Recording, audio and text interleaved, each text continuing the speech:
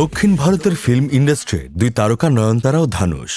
তাদের মধ্যে দ্বন্দ্ব এবার প্রকাশ্যে। নিজের ইনস্টাগ্রাম হ্যান্ডেলে খোলা চিঠি লিখলেন অভিনেত্রী।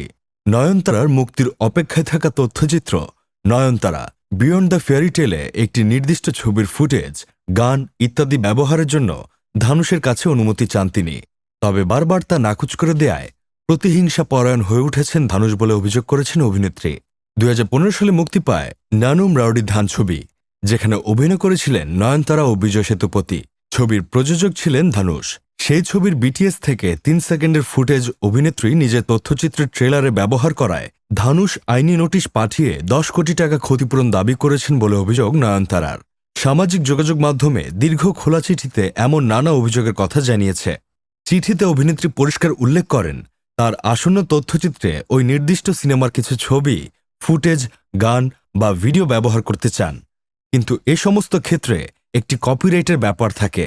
ফলে ছবির প্রযোজক হিসেবে ধানুষের কাছে বারবার অভিনেত্রী অনুরোধ জানান তাদের এনওসি দেওয়ার জন্য। অভিযোগ করে তিনি জানান, তাদের সেই অনুরোধ বারবার খারিজ করেছেন, ফিরিয়ে দিয়েছেন। নানুম রাউডি ধান ছবির পরিচালক ছিলেন নয়নতারার স্বামী বিঘ্নেশ শিবান। শত্রুতা চরিতার্থ করতেই ধানুষ এমন করছেন।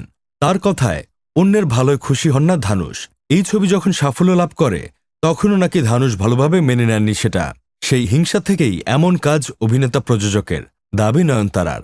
সবশেষে অভিনেত্রী অনুরোধ করেছেন ধানুষকে প্রতিহিংসাপরায়ণ না হতে। এই বিষয়ে এখনও ধানুষ কিছু বলেননি।